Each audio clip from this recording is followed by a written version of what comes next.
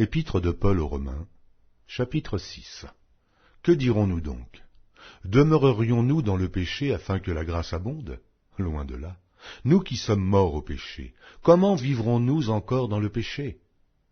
Ignorez-vous que nous tous, qui avons été baptisés en Jésus-Christ, c'est en sa mort que nous avons été baptisés. Nous avons donc été ensevelis avec lui par le baptême en sa mort, afin que, comme Christ est ressuscité des morts par la gloire du Père, de même, nous aussi, nous marchions en nouveauté de vie. En effet, si nous sommes devenus une même plante avec lui, par la conformité à sa mort, nous le serons aussi par la conformité à sa résurrection, sachant que notre vieil homme a été crucifié avec lui, afin que le corps du péché fût détruit, pour que nous ne soyons plus esclaves du péché. Car celui qui est mort est libre du péché. Or, si nous sommes morts avec Christ, nous croyons que nous vivrons aussi avec lui, sachant que Christ, ressuscité des morts, ne meurt plus. La mort n'a plus de pouvoir sur lui, car il est mort. Et c'est pour le péché qu'il est mort une fois pour toutes. Il est revenu à la vie, et c'est pour Dieu qu'il vit. Aussi vous-même, regardez-vous comme morts au péché, et comme vivants pour Dieu en Jésus-Christ.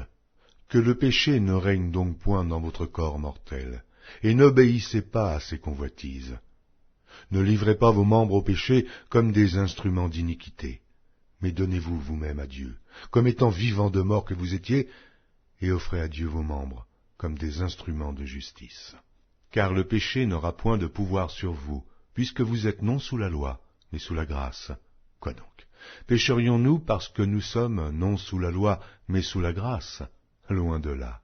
Ne savez-vous pas qu'en vous livrant à quelqu'un comme esclave pour lui obéir, vous êtes esclave de celui à qui vous obéissez, soit du péché qui conduit à la mort, soit de l'obéissance qui conduit à la justice. Mais grâce soit rendue à Dieu, de ce que, après avoir été esclave du péché, vous avez obéi de cœur à la règle de doctrine dans laquelle vous avez été instruits. Ayant été affranchis du péché, vous êtes devenus esclaves de la justice. Je parle à la manière des hommes, à cause de la faiblesse de votre chair.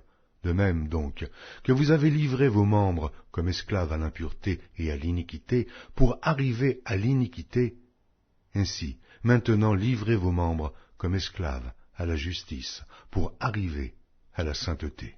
Car lorsque vous étiez esclaves du péché, vous étiez libres à l'égard de la justice. Quels fruits portiez-vous alors? Des fruits dont vous rougissez aujourd'hui, car la fin de ces choses, c'est la mort.